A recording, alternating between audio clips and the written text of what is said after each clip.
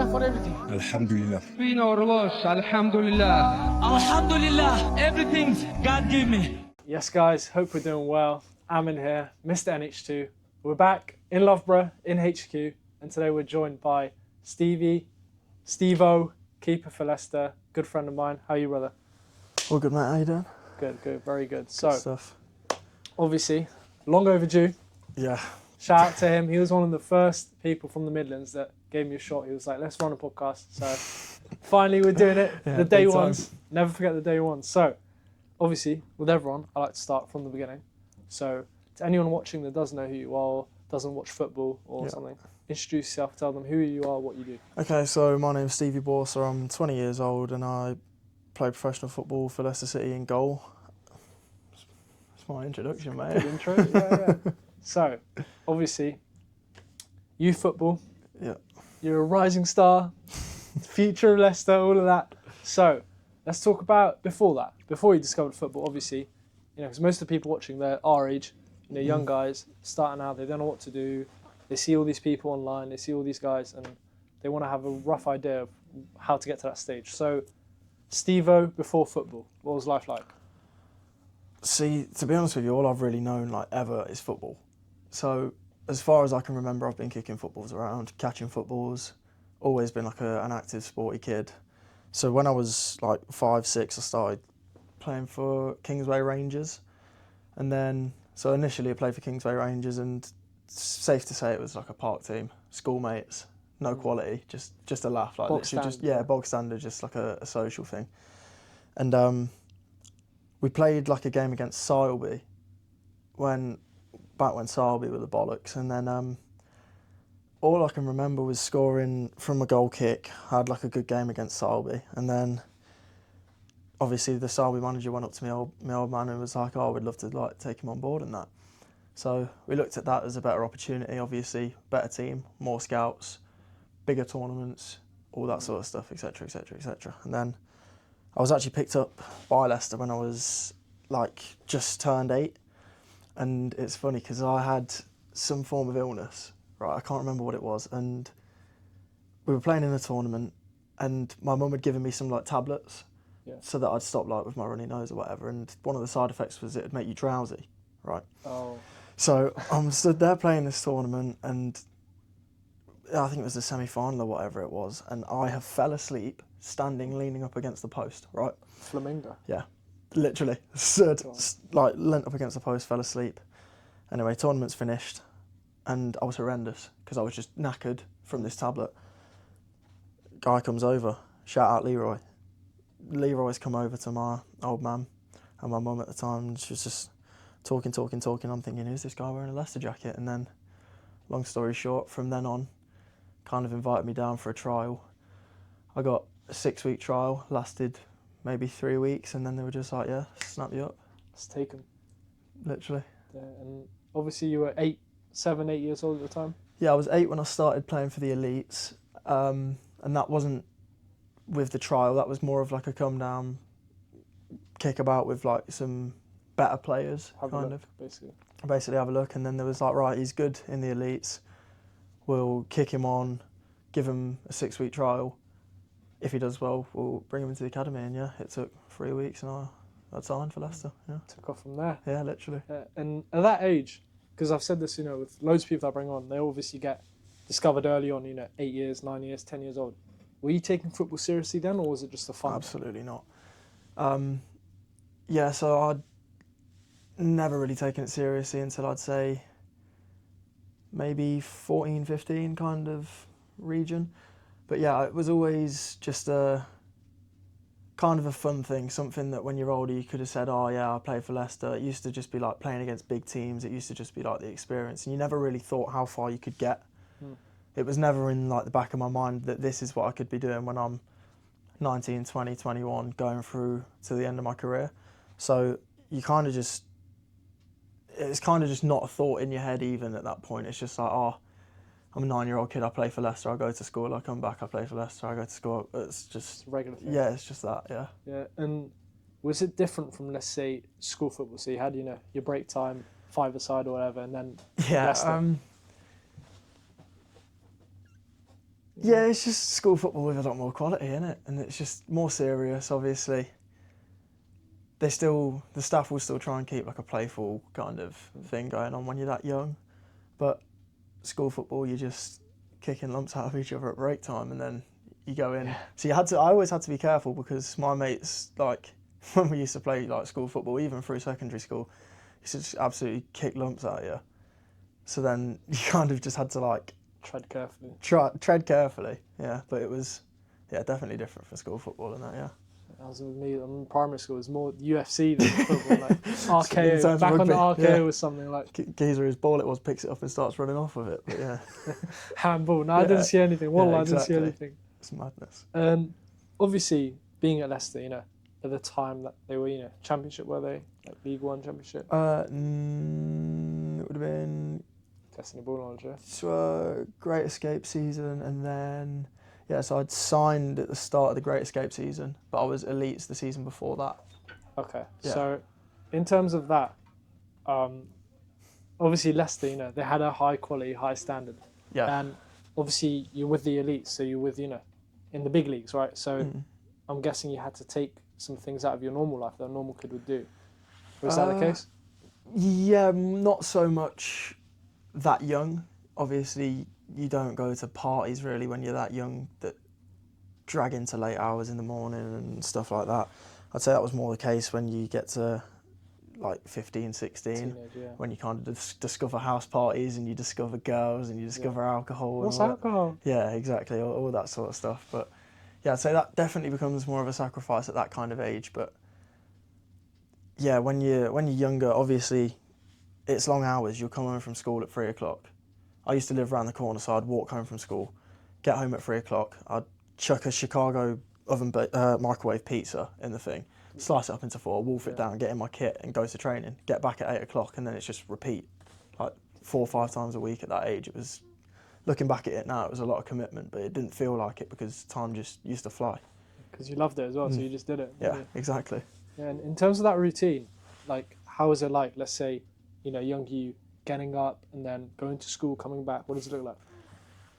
Yeah, it was just hectic throughout the entirety of school. It was hectic. But yeah, like I say, it was just get to school early doors, do your lessons, kick about with your mates at lunchtime, go home at 3, wolf an oven-baked pizza down, have 15 minutes to watch the telly in your school uniform, and my mum's, Stevie, go and get ready, we're going to be late. So you're rushing around, whatever. Yeah, literally get to football, train 2 hours, whatever you're doing, playing your little games, doing your passing drills at that age. I can't even remember what we used to do, but yeah, obviously it was knackering. It was tough, but you need that when you're younger because it kind of builds you towards this stage. The life that you're expecting, you need to do now. Yeah, exactly. You've obviously been doing that for many years, and you got older, obviously, you hit the teenage years. Yeah. Little growth spurt. Oh my gosh. Talk us through that, those Talk you through the years. growth spurt. Oh my gosh. Those are important years. Yeah. So I'd say 13, 14, 15, I hit my growth spurt. So we did what they used to do. I can't remember how they did it. I'm sure it was like a bone scan thing. And they used to like predict your height. So as a goalkeeper, obviously, height's like an important thing. You can't be a small goalkeeper, especially in the modern game. Like, you have to be able to deal with crosses. You have to be able to cover the goal. And my old man's not the tallest. My mum isn't the tallest. And they said, based on all these results, you're going to be 6'1.5". So you're going to have to be an absolute powerhouse. You're going to have to be like the most powerful player in the team. And I'm sat there thinking, all my brothers are humongous, like 6'3" shortest. And my old man was like, nah, take no notice of it. You've got to go and do all your power stuff anyway. So went to, you ever heard of Player Made? No, I haven't. So a guy called Curtis used to get me on the plyos, all that sort of stuff to kind of build me towards that. And then, I hit a growth spurt. I'd come back from the summer holidays. My legs were probably 75% of my height. My arms were like, I was like a chimpanzee. My torso was short and fat. My legs were skinny. My arms were skinny. I had the biggest head. I was just like completely discombobulated, couldn't move around. Custom pro player. Yeah, literally a pro clubs player at that point in time, but I was awful, like horrendous. And we'd brought in a goalkeeper coach at the time who worked with the YDP, Ryan Hudson, and he basically is probably one of the only reasons I'm here, because he said, like, just stick it out, let him get through the growth spurt and see where it takes him, because you can't determine a player's potential because they're going through a growth spurt. Like, that's not fair. So 14's contract, skin of my teeth. 15's, 16's, skin of my teeth. Yeah. And then towards 16's, I kind of come out of it a little bit, and I started to get my hand-eye coordination back. I could start to kick a ball properly again. I was kind of filling out a little bit. And now I'm 6'5". So, like, I know. you know what I mean? Bone scan was a bit off. Yeah, and Ryan was bang on. And I've kind of come out of that, and it's also a good thing I went and did my power stuff, because it gave me, like, the base work. Shout out to him. Yeah, shout out Curtis as well. Yeah, that's the thing as well, like, I see with, because obviously I spoke to a lot of, like, academy players, you know, our kind of age, and they always said that, you know, don't judge someone based on kind of like the numbers. So, like, let's say your max height and stuff, you judge based on work ethic, because you worked above that 6 foot. Yeah. You know, you built yourself up. So, in terms of that age, obviously, that must be demoralising. You're being told that. Oh, it's horrific, mate. Yeah. It was. Yeah, it was. It got to a point where I had to take a break from football. So. That bad. Yeah. I had to take a break from football. At that age, I thought, right, I'm horrific. Like, there's no way I should be playing at this standard. Probably wasn't good enough for Cat 2, probably wasn't good enough for Cat 3. I'd have been like a MJPL player at best. Like, that's how bad I was. But previously I'd shown potential, and the bigger picture was this is what he could be. So I had to take a break from football, get my head right, focus on school for a bit, because it kind of just all whacked me at the same time. Yeah. And you can ask anyone that was close with me at the time, it was pretty horrific, and it was very make or break. Like, I nearly sat football in big time, because I just really couldn't see a way through it.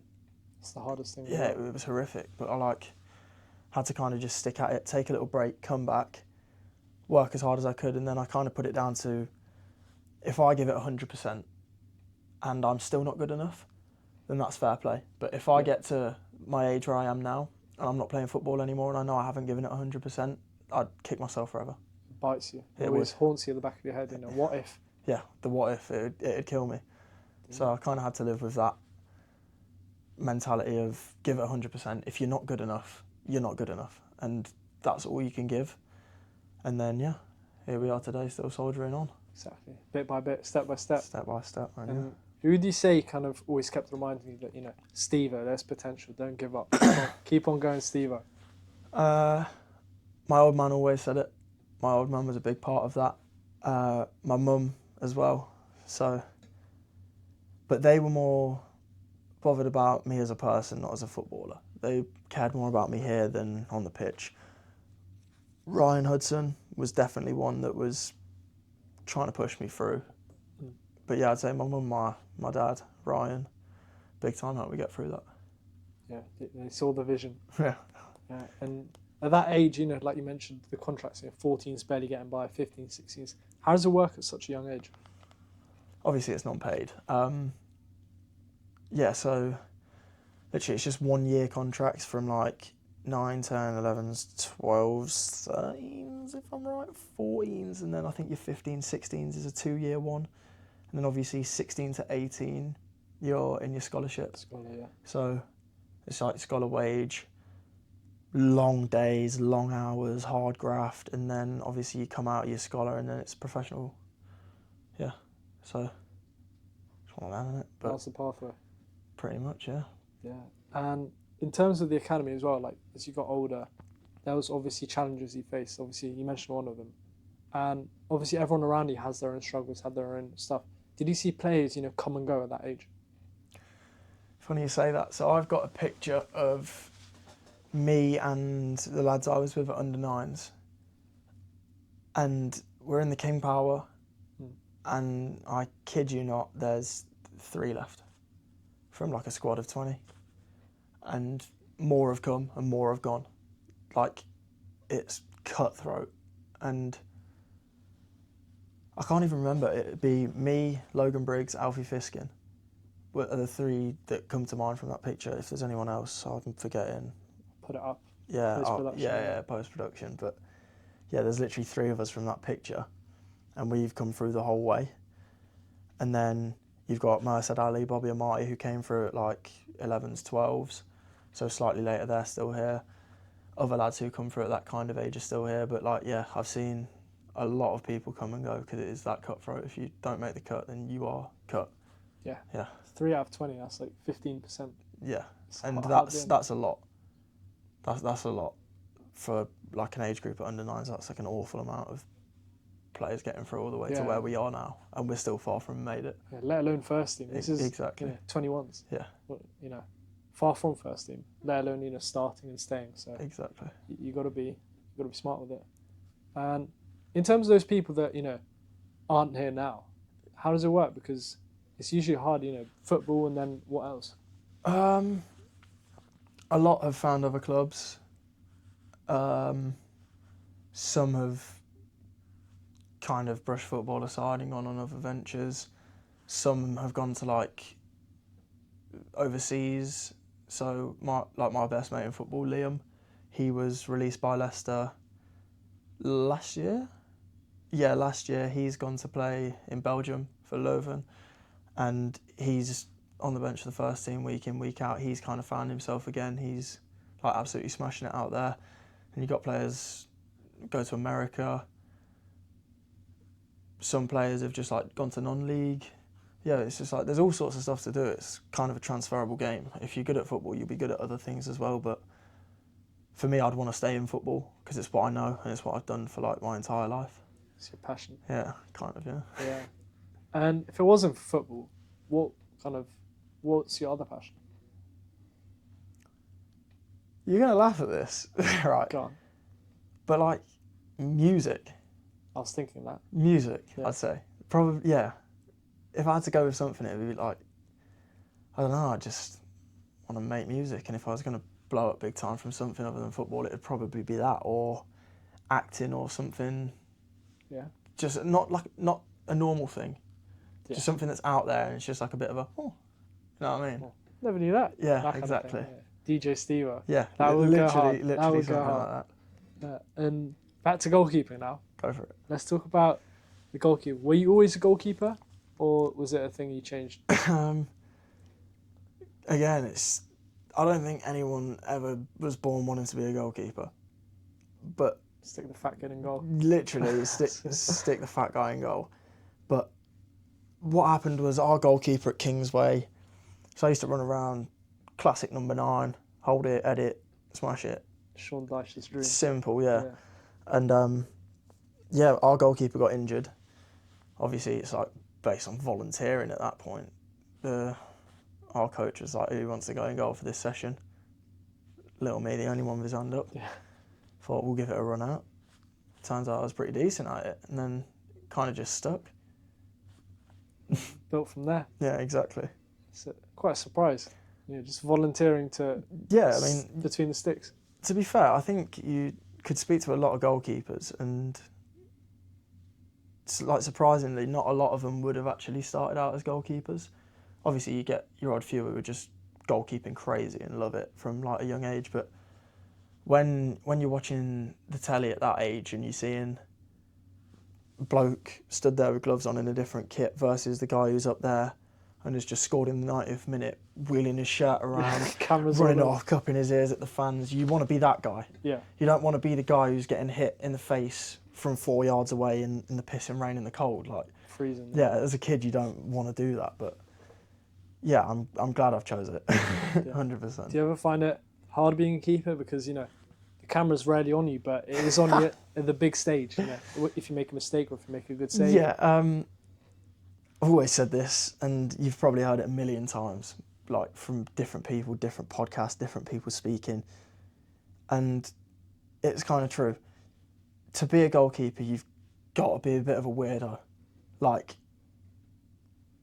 you've just got to be strange, and it is, I'm putting it out there, it is the most difficult position on the pitch, and I'll get absolute daggers for that. Yeah. But it's the most difficult position on the pitch. Nowadays, you've got to be as good as the centre-halves with the ball at your feet.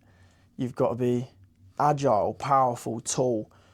You've got to be able to deal with the pressure that I'd argue nowhere else on the pitch has. Like the goalkeeping is the most pressurised position on the pitch. Then obviously you've got your setbacks. You let the ball go through your legs. You've got the stand behind you. If it's your own fans, they're shouting at you. If it's the opposition fans, they're hammering you.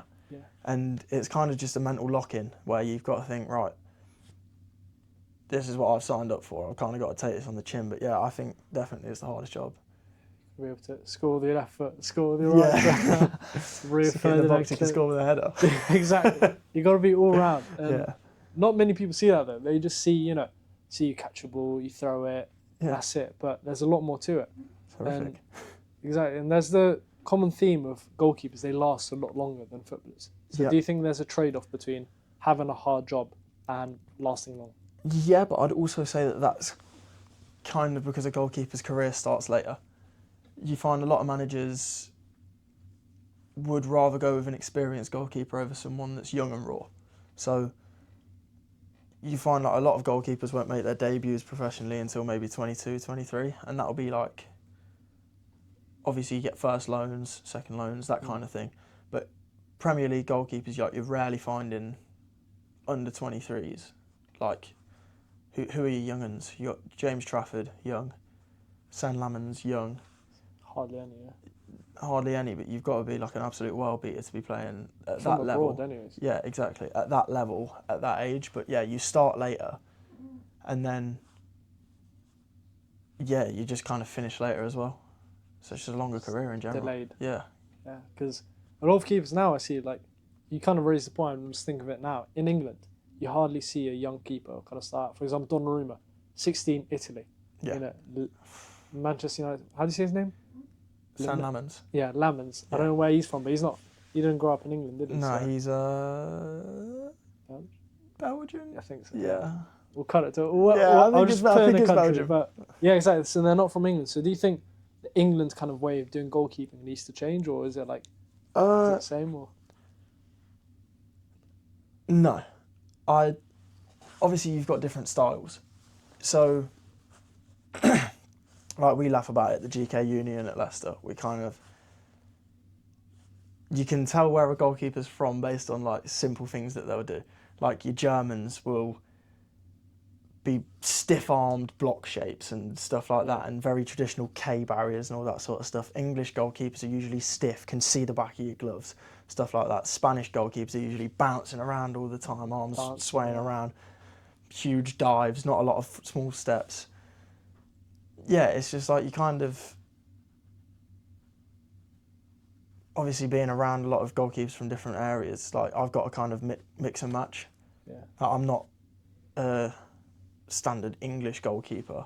Like I've got techniques that I've pulled from probably about 12 different keepers, to be honest with you, and they're from all over. yeah, Like you've got Mads was Danish, then you've got Asmir's Bosnian, Fran's Spanish, etc., etc. The list goes on. Like Daniel Everson, Danish. It's completely different how you taught when you're growing up on goalkeeping, like all around the world. But I like to just kind of pull that technique from him, merge it together, and I'm kind of like a mongrel goalkeeper. yeah, exactly. The multiverse. Yeah, it's a bit of everyone. Literally, yeah. And when you obviously you're playing with the 21s, you've got a nice amount of game time with them. In terms of like facing oppositions and stuff, did you pick stuff up? So let's say your debut, right? Talk us through that. Your first time playing 21s football, Leicester. What was going through your head? To be honest, I wasn't really nervous at all, like, for my 21s debut. Like, it's not even still in my head. I'd say I was nervous in pre-season. So I've played, like, 3 games for the first team now. And in pre-season we played Peterborough, Leuven, and I played the game against Karpaty Lviv. And for those 3, like, yeah, nerves big time. But for my 21s games, it's kind of, I don't really know how to explain it. You've not got the crowd there. The crowd isn't behind you battering you. You've not got the humongous amounts of pressure. It's not being streamed everywhere. Like, you'll get your highlights on YouTube, you'll get your streams on your club websites and stuff. The VIA comes out. Yeah, kind of. But like, I don't know. Obviously, it's more pressured than the 18s. But yeah, I just don't feel like a huge amount of pressure playing 21s football. I think it's kind of more of a learning game. Yeah, obviously, first team's so results based. That's you got to win.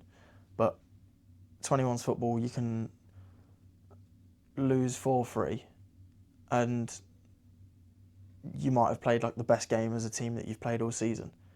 You might have hit all your targets, all that sort of stuff. But yeah, I just don't really find it.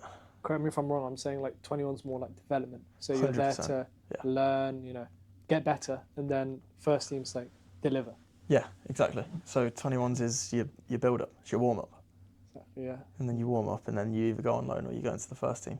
So remember when you came here, Nottingham v Leicester last year? Like, there was yes. hardly any fans. Yeah. Like, it's just, you're there, quiet environment, learn, make a couple of mistakes, learn from them. Exactly. And let's talk about mistakes as well. In terms of goalkeeping, obviously some kind of stick on your head. What was something that you maybe made earlier on, but you learned later on what to do? I'd say it's just reactions. Like, no matter who you are, you're going to make mistakes. The best goalkeepers in the world make tons of mistakes. Like, you'll see it on your highlights. You go through and watch. Like, I bet you if you went on your phone now and went on YouTube and just went through the top 5 leagues, you'd see an absolute howler from somebody in the top 5 leagues from this like latest game week. So for me, it was just kind of learning how to deal with your mistakes. I've kind of got this like, I don't give a shit anymore attitude, where it's happened. Can you change it? No. Can you dwell on it? Possibly. What's your effect if you dwell on it? The rest of your game turns to shit. So for me, it's more of a like, kind of a reset. That's not happened. I'll think about it after. I'll go through it with the coaches. I'll have a look at what to change about the situation, and then obviously you get your freak accidents where it's just like, come on, like, you're better than that. Yeah. But then you've got your decision making stuff. Like, if you get caught out playing from the back, where could you have played the next pass? Like, did it have to go there? Could you have gone over? Stuff like that. It's like, I had one against Wolves, freak accident. Gone scoop, it's gone straight through my legs, just lying there on the floor like that. Speed face. Yeah, horrific. But that's one of them where you've just kind of got to get off the deck. Right, what's just happened? Reset, carry on. Game's still going on. There's not a lot to say about it after the game, but you know what you did. Yeah, so you know what you just did. Don't do it again. Yeah, exactly. Pretty much. Yeah, and do they go over kind of loads of tapes and kind of like analyse? Because yeah, massively. Yeah. Pre-match, post-match, opposition analysis, set pieces, penalties as goalkeepers. Penalties. You like them? Yeah. Yeah. I'm not really bothered, mate. To be honest, like, I would. Obviously, you've got your teams who've got out-and-out penalty takers. Like, when Ivan Toney was at Brentford, he'd be taking the penalty. You'd know that. You'd watch it. You'd try and find a little thing in his run-up. Maybe he'd throw his arm slightly out if he was going this way. Maybe he'd stutter longer if he was going this way. But you know what he's going to do. He's going to stare you out.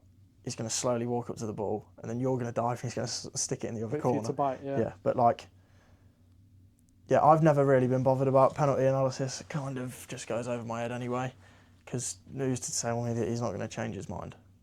Exactly. Yeah, so he could have gone four times that way. Who's to tell me he's not going to change it? I'd just kind of pick up the cues if he's squared his body off, if he's opened his body up, where he's looked as soon as he's put the ball down. Yeah. Just random stuff like that. I'd rather go off it on the day. It's just odds at the end of the day. Odds.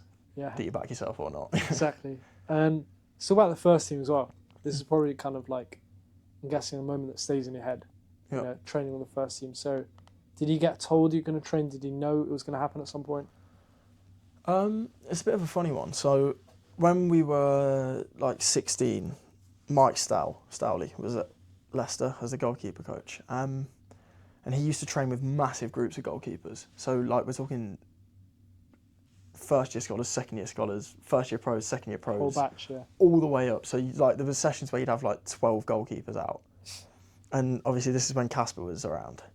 And yeah, you kind of just knew it was coming because he trained with 12 goalkeepers. And like, it wasn't really a thing that, oh my gosh, we're training with the first team. But then, obviously, as you've got new goalkeeper coaches coming in, your groups can cut like completely. Like, 4 goalkeepers will train, 3 goalkeepers will train. It's completely different depending on the goalkeeper coach that you've got. But yeah, like when we started training with Stowley, it kind of just built you up because Stowley was a great coach, old school, ruthless. Proper hard, yeah. Yeah, proper good coach. And thanks to him, because he's made me have some bollocks.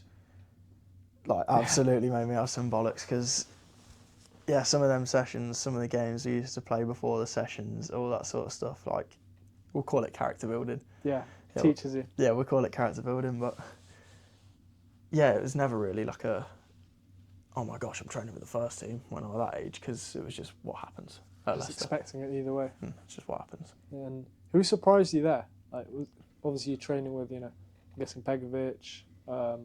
What, like, since I've been with the first team training?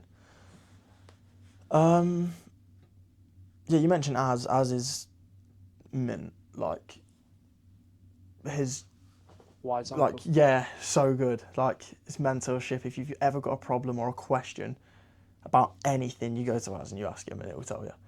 But then, like, you've got the goalkeeping side of things, Casper was, like, another level.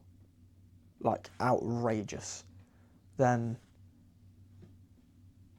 like, they've all got things that you can pick up from in different ways. Like, you just learn things off of each and every one of them. Like, Yak, his ball will come flying at him at 80 miles an hour and it will just go boom, engulf it, hit him in the chest, and he'll just catch it in there. Absorb it, Yeah, exactly. Like, you learn all these techniques from people and stuff, and you just think, how have you managed that? But then, obviously, goalkeepers come and go. So, for me, I just try and absorb as much as I can from all of them. You can't go wrong Just then. enjoy them. Yeah, you literally can't go wrong. Yeah, it's good as well. Like, especially with Leicester, I remember growing up, 2015, 16, the same age, obviously. Like, when I used to watch Schmeichel, I was like, this guy's good. Yeah. He's obviously one of the reasons they won the Premier League. Obviously, Most underrated goalkeeper of all time on the planet ever. I loved him. Him and Courtois in FIFA 15. Yeah. I used to slap them on. Unbelievable. Beautiful. Yeah, and you obviously now you have Begovic as well. He's been many years in the Prem. Yeah. You're just soaking up all the knowledge there. Literally everything. That's good. Anything he says, I'll listen to it. Because the guy's been and done it all. He's literally done it all. So, from like a mentorship point, there's literally no one better you could ask for in your goalkeeping union as a young goalkeeper coming through. And obviously we've talked about club football. Let's move to international as well. Oh my gosh. I didn't know. I thought you were just English. Obviously, No. Tell us about your mix. Yeah, so English, South African, Italian. 3. Oh, that's Yeah. good. Did So you know about the Italian one? no. No, yeah, Italian as well. So what? Mum, dad. Old man's English. Yeah. Plain Jane, English as you can get. My mum's, literally. My mum's half South African, half Italian, so it's like half, quarter, isn't it? Yeah. So was there any, like, growing up in a household, was it just kind of, which one stood out, you think? From a fan perspective, England. Yeah. You're in England. England's everywhere. Every major tournament, the whole country's just red cross on a white background. You could drive down the street and you'll see it 20 times when England are playing in, like, the World Cup or the Euros. Yeah. So obviously growing up it's just England from a fan perspective. But yeah, South Africa would be my team if I was going to play for them. Yeah. Have any, like, countries reached out to you maybe? Because obviously you're doing your thing with Leicester. They obviously want to buy. The problem is passports. It's hard. Sorting out a South African passport is like, Yeah. it's like trying to cut through a stone with a banana peel. God, that's a good metaphor. Yeah, it's horrendous. And then an Italian one, obviously, shouldn't be that hard, but who are you competing with? Yeah, exactly. Exactly. It's So a it's hard pointless, mate. Yeah. It's pointless. But yeah, SA would definitely be my choice. Are they in the World Cup this year? Yeah, big time. So I'm Good, rooting before them. Shabalala! Yeah, Cool. And have you ever been to South Africa? like loads, yeah. Yeah, you like it? Mint. Best Nice. country on the planet. It's Cape Town. Cape Town 27 will be there. Yeah, Cape Town 27. Get yourself off. So I remember in primary school we did a whole like course on like South Africa. We've got like the capital Johannesburg, Cape Town. False. No? False. Is that right? False. Go on, correct me. Pretoria. Pretoria. Is it? How many capitals are there? 3, 3. but the main one's Pretoria. Okay, cool. I've learned something already. That's Cool. what every day, you know what I mean? Cool. And in terms of your football philosophy, like mentality and stuff, what do you think kind of makes you stand out?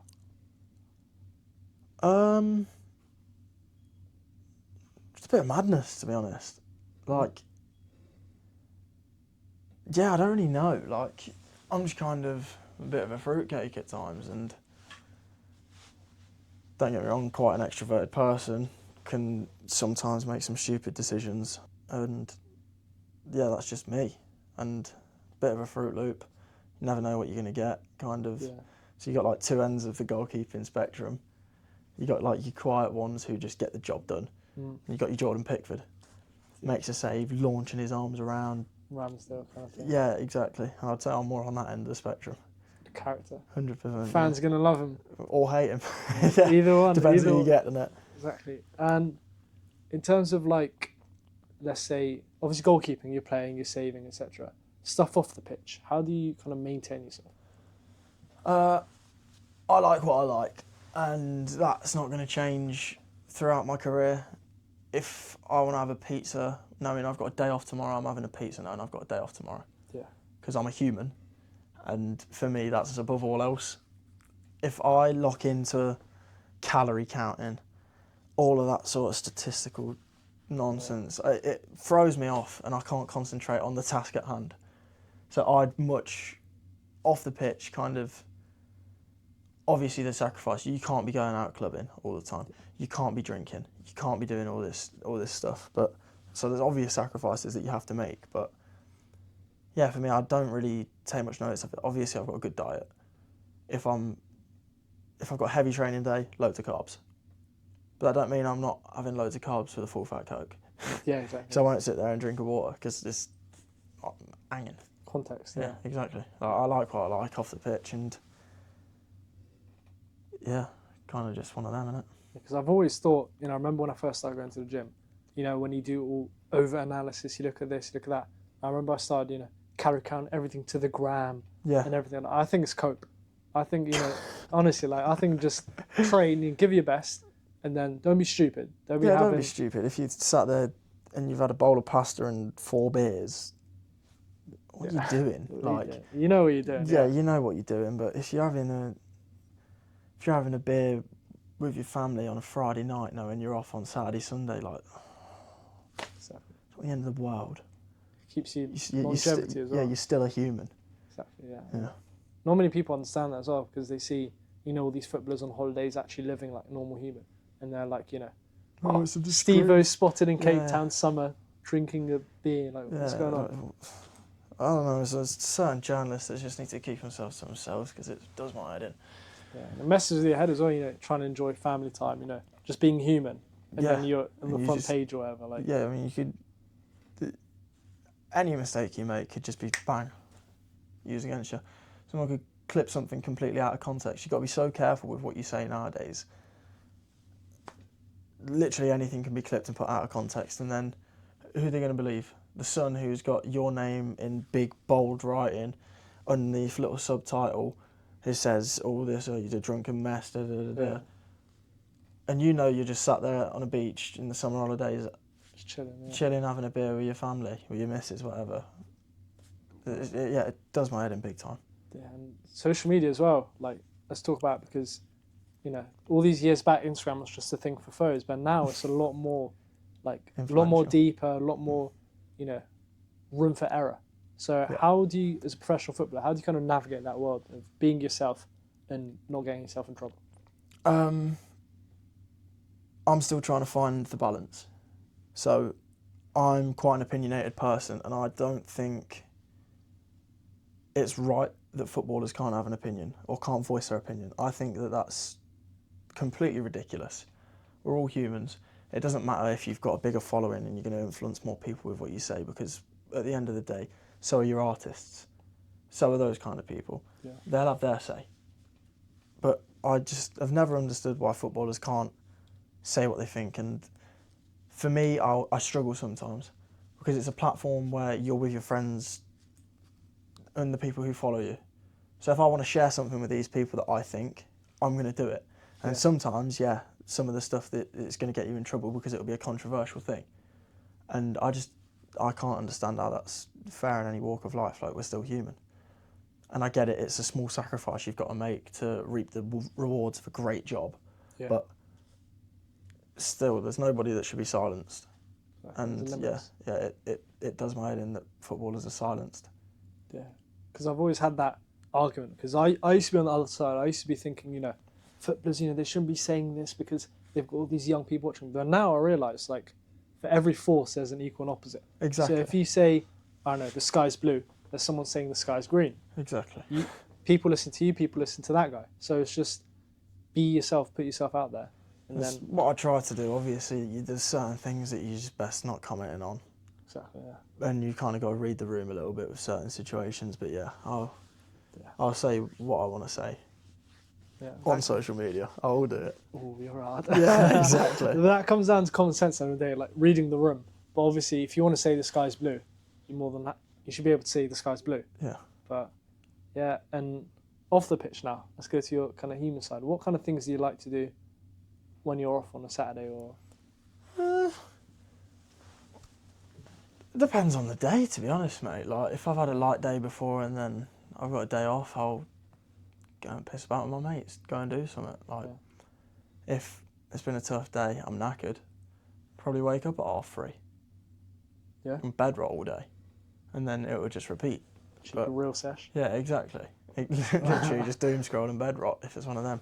But yeah, it kind of varies weekend to weekend. Like, obviously, if you got like a 3-day off or an international break or something, there's no wrong with going out and having a good time with your mates. Obviously, all that kind of stuff I've never had a problem with, as long as you just know how to do it in the right way and the right amounts. Don't hurt yourself. Exactly. If you're going out on a Saturday night and you're coming in on the Monday, and by the time Monday's come, you're completely refreshed, your body's fine. You're happy as well. Mint, and you're happy. If you're coming in on a Sunday morning after just getting back from a night out and you're stinking up the gaff because you stink of booze and you're horrendous in the session, what are you doing? Yeah, it's on you. It's one of them. So So your music taste, because I did see maybe you cut this out, maybe you don't, but I did see a little TikTok clip of you enjoying yourself. Oh my gosh. Yeah. Don't go and have a look at that TikTok clip. Yeah. Big house head, love house music. But then again, like, you look at some of my playlists and you just think, how is this guy combining these two things? Like, there's a mood for everything. I like bit of amapiano at times. Yeah? Yeah. Just a little groovy one. Afro house, techno. Techno, that's a good one. All sorts of malarkey, mate. Yeah. If you were to look at me, what would you say is my kind of top listening? Gunner, Lil Baby. Okay, 3. Gunner, Lil Baby. And I'm going to throw one in there. I got Kendrick. Okay, this is going to surprise you. Go on. This might do numbers, but I'm top 0.6% listeners of Mozart. Mozart. Bloody Mozart, mate. I know, Mozart. Out of all You people. fella listens to classical Yeah, I music. know.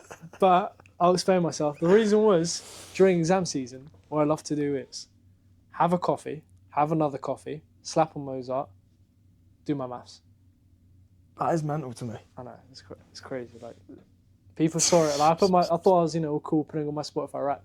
People were like, Unk, Yeah. you're pushing 30. Come on, exactly. Mozart. Exactly. God, yeah. I shouldn't have shared that. Yeah, But Mozart. yeah, so music's your thing. What kind of stuff do you like to do with family, to spend some nice bonding time? Anything, to be honest. So,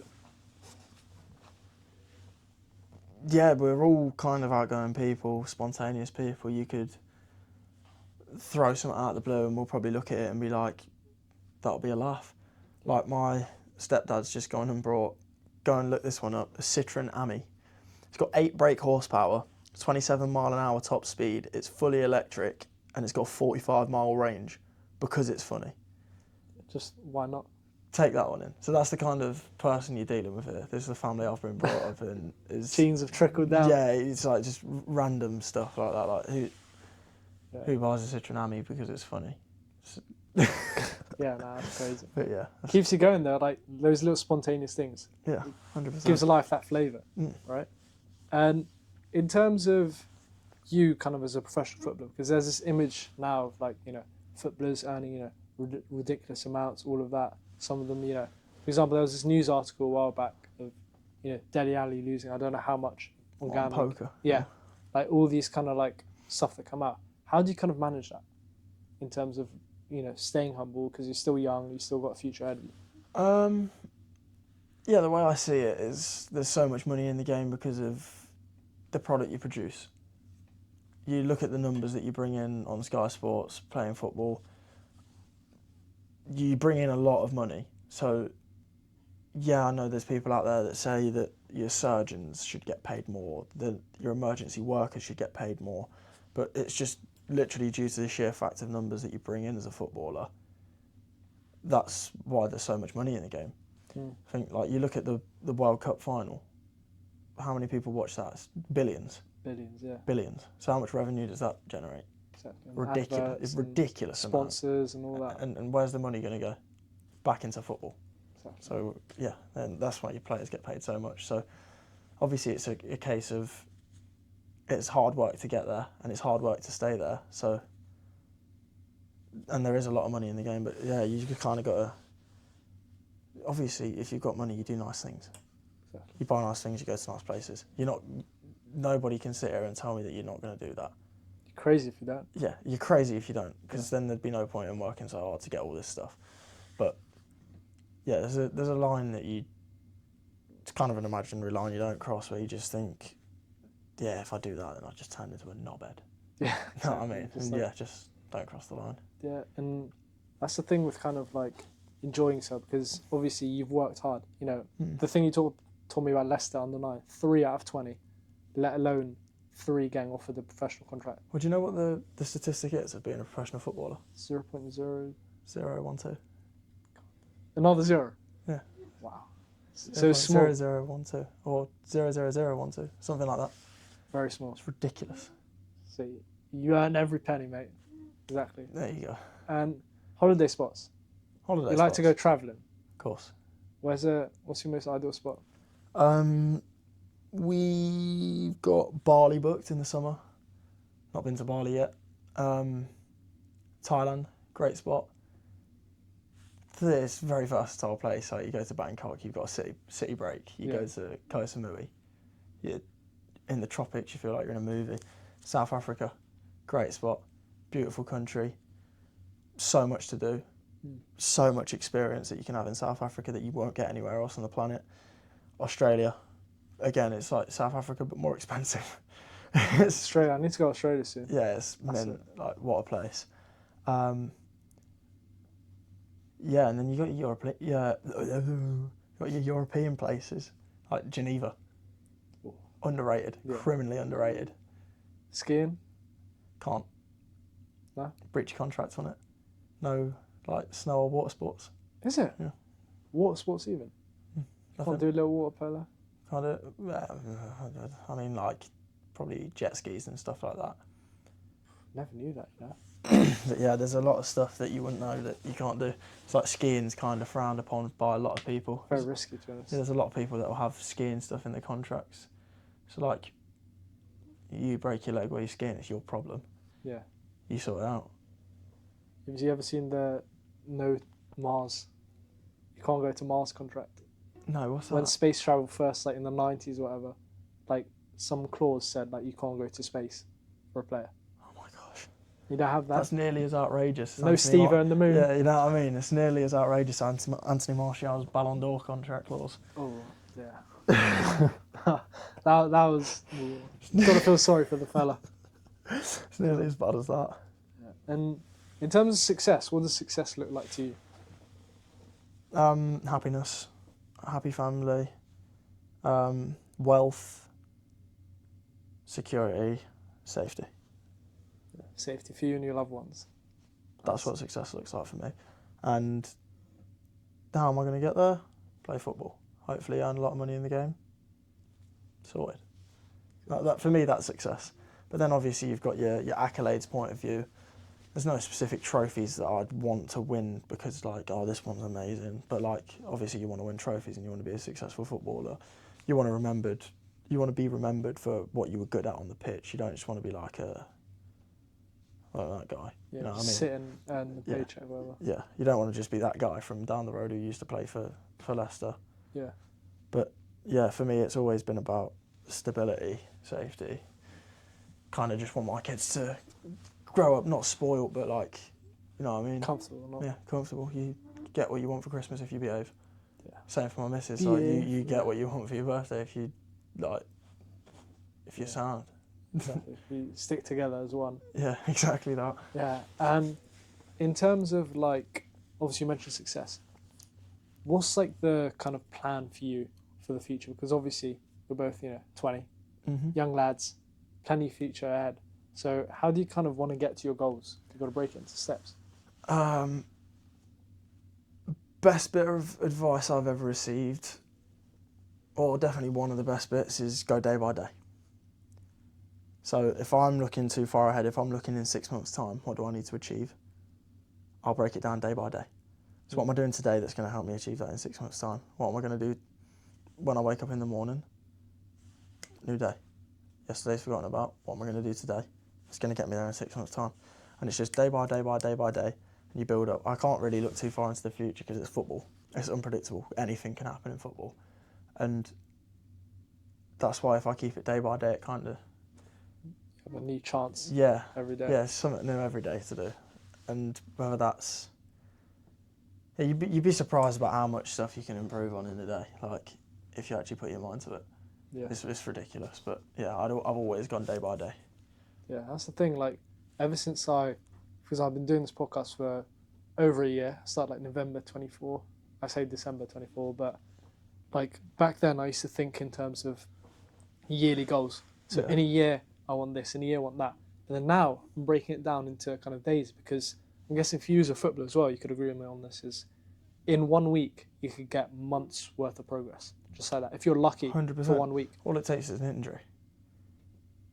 And the opposite as well. I'll tell you a story about kind of how I'm in the position I am today. So our number one, Jakob, I'd just come in from a session with the 21s, and our number one, Jakob, I'm pretty sure he's just snapped his ankle. And that day, so they were training in the morning and then flying to pre-season. It was Evian in France. And he snapped his ankle. First team goalkeeper coach, never met him before. Comes charging into the 21's changing room. Yeah. Stevie, I need you to go home, pack a bag for a week. You need a week's worth of stuff. Just like that. You need boots, gloves, shinnies. We'll sort your training kit out. We'll bring it with us. Be at East Midlands Airport in an hour and a half. Looked at my phone. I'm thinking, oh my gosh, this isn't happening. Like, I'm going on pre-season with the first team at 18. Like, this is mental. Get home, pack my bag, go to open the safe to get my passport out. Oh my gosh, I've not got the key. My mum. Mum, Yeah, no. where's the key? Not in the country. Oh yeah. She's not in the country. I think she was in Sri Lanka. Yeah. I'm pretty sure she was in Sri Lanka. So I'm spamming every contact I've got. I'm thinking, if my nan doesn't pick up the phone now with the safe key, Yeah, so, I'm going in the garage getting a sledgehammer and this thing's just coming open with everything inside it. She got my call, she come charging down, opened it, gave me my passport, like that, out the door. Spent a week with the first team in pre-season. I'd like to think that I impressed, because I definitely think I did well. Made a good impression for the first team goalkeeper coach at the time, Danny Alcock. And then ever since that point, it's kind of been smooth sailing up until the injury. because who would have thought? Not me. Exactly. I'm pretty sure I was wrestling with Tommy Neal in the changing room at the time when he come like sprinting through the door. I'm pretty sure he'd come up behind me and like had me in a chokehold or something. He's just flew through the door. Hands off And first the team, first yeah. time he's seen me is in a rear naked choke, gone purple. Yeah. An hour and a half later, I'm on a plane going on a first team pre-season tour. Yeah. And would you say because you'd call that luck, right? You'd say, right moment, right time. Would you say you prepared for that? You deserved that? I don't think that anybody deserves anything. I think you can work as hard as you possibly can work, and it's still not deserved. If you get there, then well done. But you don't deserve anything in this world. So no, I don't think it was deserved. I think it was a right place, right time thing. I think if I'd have lived half an hour further out, then someone else would have been picked. But literally, because I live 15 minutes from the training ground, it would have been 15 minutes training ground, 30 minutes East Midlands, 45 minutes to spend at home getting your stuff ready. It's literally that Everything logistic, lined up. complete luck. Yeah. Complete luck. And obviously it's kind of brutal at times that your luck comes from someone else's injury or someone else's downfall, but it's just the game. Exactly. Yeah. You can never prepare for it. It's just it comes at you. Stuff happens all the time. Even with me, some stuff in a week, for example, I got months of progress. Everything just aligned. But I'd say personally that I was working. Yeah. I was working hard, but because it happened because I was working hard. But it was just luck as well. It's kind of a blend. Yeah. Of the stuff you do behind closed doors and outdoors. Well, yeah, if you work hard enough, then the luck will find you, won't it? Exactly. Yeah. You don't get lucky for no reason. Hard respect there. Yeah, I exactly. make luck. Yeah. We watch Suit. Tapped in on the content. So good, so good. Yeah. That's the only show I watch. Suits. Suits? Yeah. Not a big TV person, to be honest. Yeah, not me neither. What's Mozart, your I listen to Mozart. What do you expect? Yeah, that's pretty poor, actually. Yeah, exactly. In terms of kind of Leicester, right? Yeah. It's obviously you've been there, you've grown up, you've grown up nearby, always near the training ground. Do you think that gave you an edge over people coming from that place? Tough question. Yeah, probably. Yeah. It's probably a case of lads who live further out have to leave school earlier. I could finish a day at school and then come home and have half an hour to get my stuff ready and then leave. Other lads are literally picked up from school in the car to the training ground with some form of scran that they've had prepared for this exact moment, Lunchbox, every day.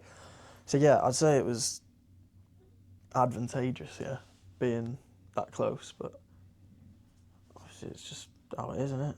Yeah. But even Beaver Drive, before we moved to Seagrave, I wasn't far from. In the rush hour, it'd have been a half an hour drive.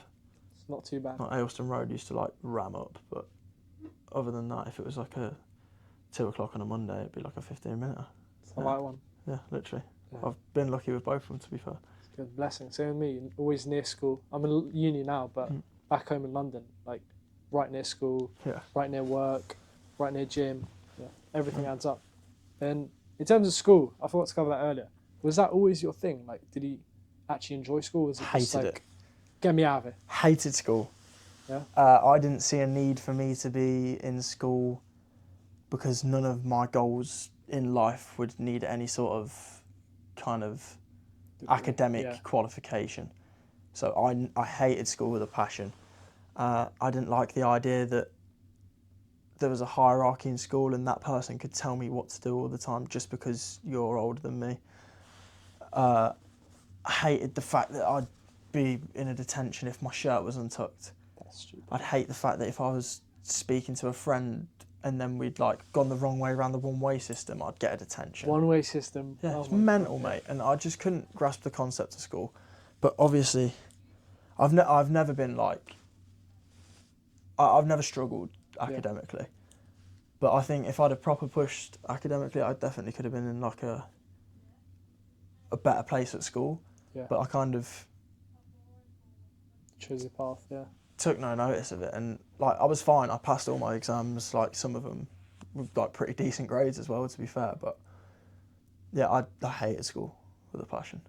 Same, kind of with I'm in uni. I shouldn't be saying this, but I do kind of agree with you on the side that school is I feel now, especially back then, if you want to be a doctor or a lawyer or whatever, fair enough.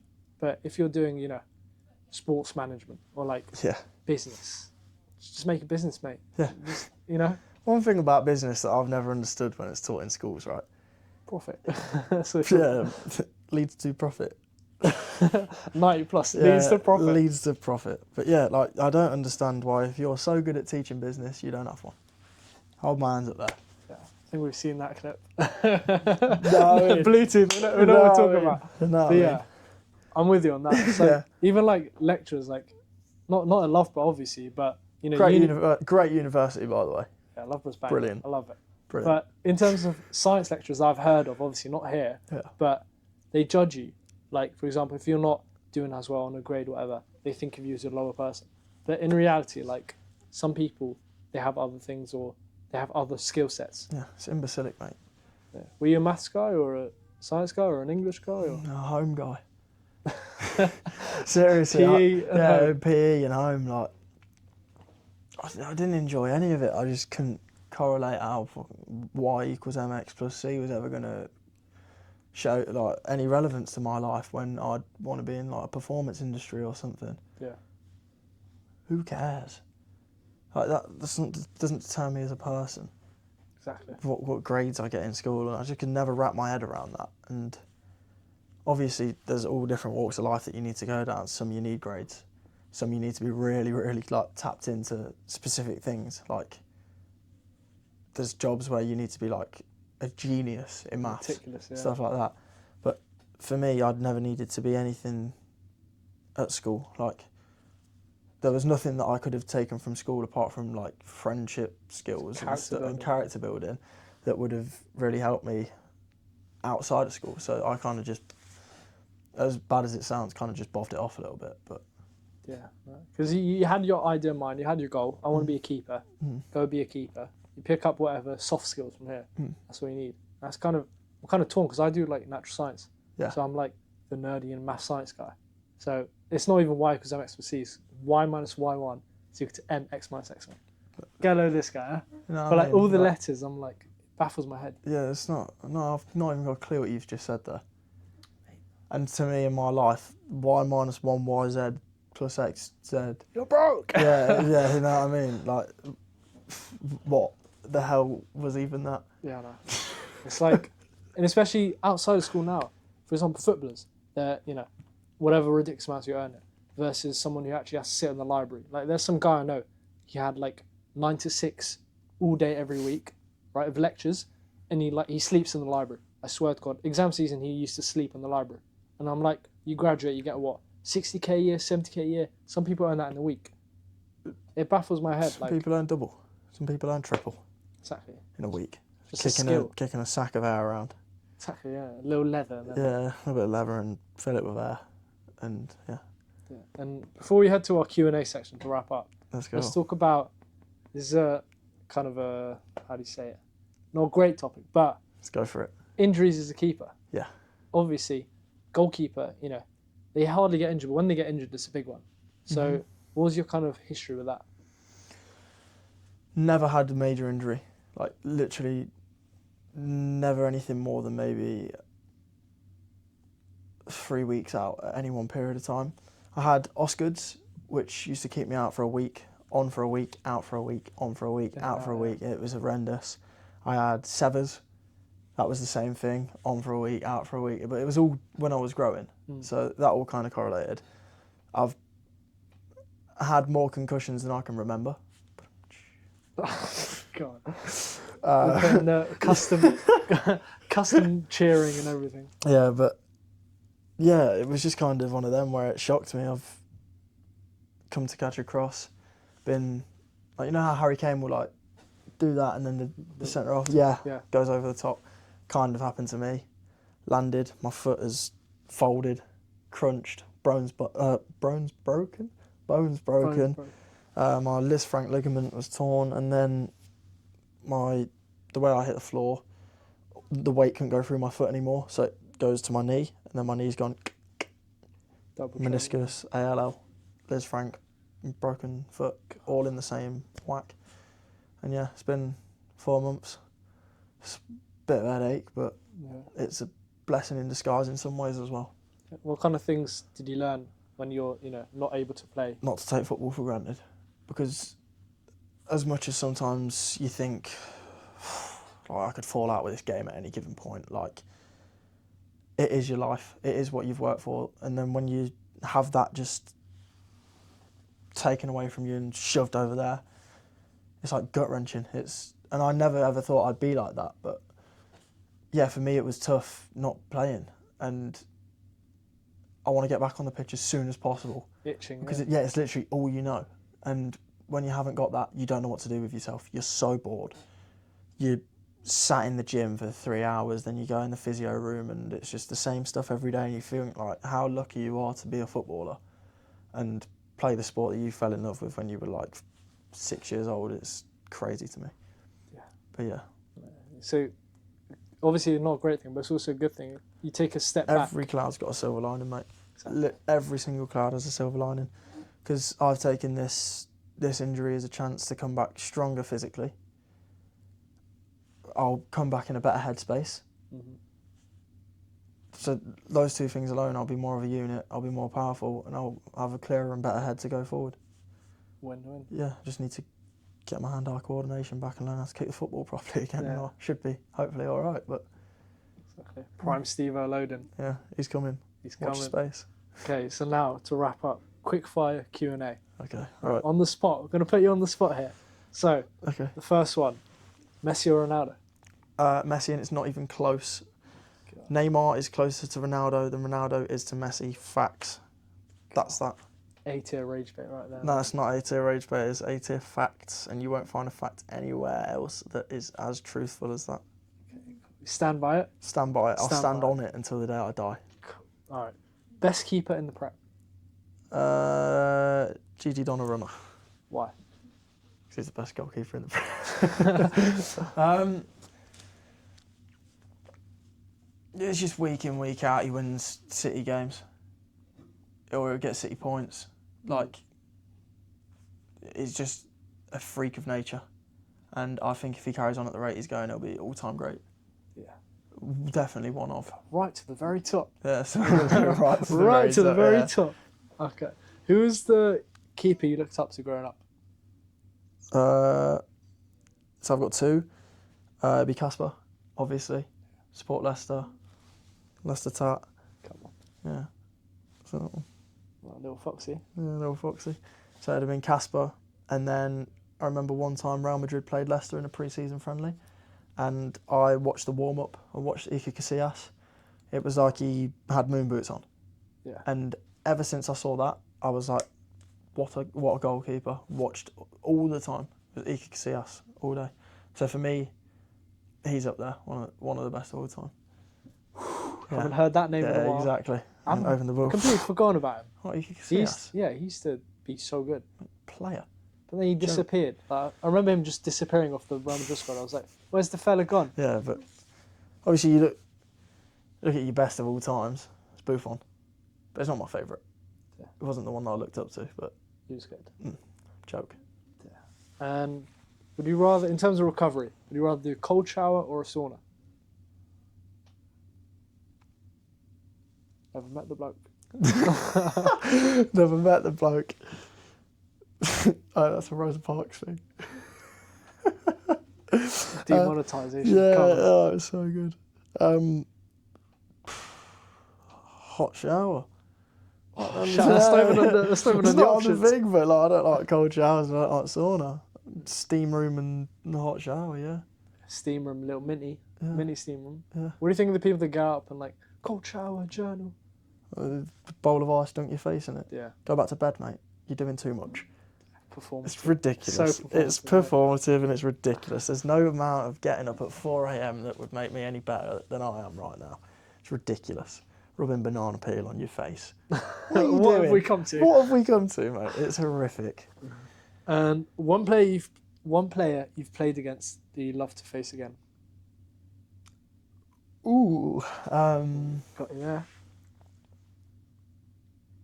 One player I've played against that I want to face again. Like, I need to get him back. I need to get him back. Can you bleep this out? Just say club or, you know. No, Yeah, go on. Can you put a Yeah. Go on. Why? Because he hammered one of my good mates at the club and put him out for an awful long time with a vicious challenge. So yeah, love to play him again. You better watch out, mate. Yeah. And You know you are as well. I'll cover your mouth as well. Yeah. Cool. Okay, next question. 2020. When's the next World Cup? 2026. Is this year, isn't it? Yeah. Yeah. 2026 World Cup. Who do you think's winning it? My heart's telling me England have to win it. We have to win it. But I think Spain. If I was going to go logically, I think Spain will win it. Yeah. Dominance, mate. I don't think anyone will get close to Spain. I think France would get close to Spain. I think England would get close to Spain. I don't think Argentina. Nobody gets close to Spain at the minute for me. Next question. If you had the choice to bring any player, from past, present, what would your kind of dream defence be? Four at the back, classic. What, just all time, any leagues? Yeah. Okay. Floor's yours. Full time, I would go. I'm in goal, right? Of course. Who else? Okay. Who else but Steven? I'm in goal. So we're going like a shithouse back line. I'm going Dan Burn at left back. I'm going O'Brien at right back. It's just the height. You ain't putting a diag over the top. And then it's got to be JT. Best centre-half the Premier League's ever seen. And I stand on that as well. John Terry. And I'd probably go with maybe a little Sergio Ramos number. Sergio Ramos. Yeah. Dark Arts. Haram ball from Yeah, Steven. exactly. Haram ball, mate. Goal skating ball from that end to that end. Stick it in that net up there and keep it out that one. And who would the dream kind of goalie partner be for you? In what sense? So let's say, your second keeper or first keeper. Who do you want with you to, soak up knowledge from, learn from, be with? A lot of choice as well, but... Tough, probably be Iker Casillas. I don't know how good his English is, but yeah, if I could base my game off of anyone, it'd be him. Big time. Like, joke of a player. But then again, I wouldn't mind like an Oliver Kahn or something either. Proper old school. Pure old school hothead. Would just be like, yeah, I'm in this. And trash talk as a goalkeeper, what's the kind of worst experience you've had with that? Leamington Spa away in pre-season, I had fans behind the goal saying that they were going to cut my mum's head off and stamp on my dog's head. So that's the road to demonetisation. Yeah. That. Yeah, you got to just put like unalive and just. That's crazy. That's God. Yeah. Pre-season. It's not even like It's a derby. pre-season. Well, it's Cov, innit? Yeah. It's Cov. So anyone who supports Leamington's probably going to support Cov as well, unless the Cov's a big thing in it. So yeah, they had their 90 minutes of whatever they wanted to do, and fair play to them. But yeah, that was the worst. And 3 more questions now. Go for it. Right. One is, if you were to describe yourself in 3 words, what would it be? Hard as nails. Hard as nails. No, Okay. I don't know. I'd probably go. Sorry, I'm Arnie Richards. If you're watching this, that one was for you, mate. But yeah, I'd probably go extroverted, outgoing, and strange. Always a strange one, He's isn't a it? strange one. Yeah. Cool. 2 more. The one is, who's the dream striker you'd want to face in your career at some point? Want to face? Yeah.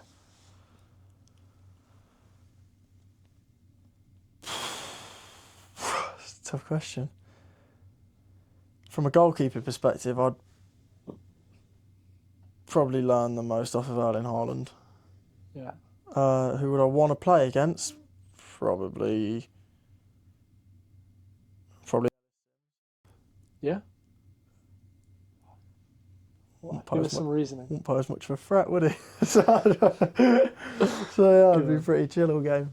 Yeah. He's never going to come on my podcast now after this. Yeah, no, he's not. Okay. Sorry, mate. I'm only having you leg. And the final question is obviously so people could take a little, lessons out of this. What's one bit of advice you'd like to give to the viewers watching? Everything you've been through, what could they take out of this episode and apply it to their life?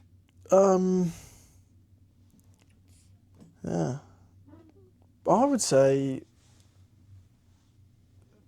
just give it 100%. If you give it 100% and then you end up that you're just not good enough, you're not at the standard, it's kind of tough. Like, heart and soul that you've put everything into it. If you're not good enough, you're not good enough, but just don't live with any regrets. Mm-hmm. And I'd like to finish with a quote. Go on. And, from my late father. Never believe you're good enough. That's a Cal the Dragon quote that's been misinterpreted, and I understand him fully. The second you start thinking that you're good enough is the second you'll fall off a cliff because your ego becomes too high. So yeah. Exactly, yeah. Thank you, Steve. Yeah. It's been a pleasure, brother. It's been a pleasure, mate. Cool. Thank you guys for watching. Hope you took loads of things. You had a little laugh. You took a couple of lessons out of this, because I see a future in you, mate. You're going to go very far. I'm proud of you. Thank you. So thank you guys for watching. Hope you took something out of this, and I'll see you very soon. Goodbye. Ciao. There we go, mate. Alhamdulillah. Always. We know Alhamdulillah. Alhamdulillah.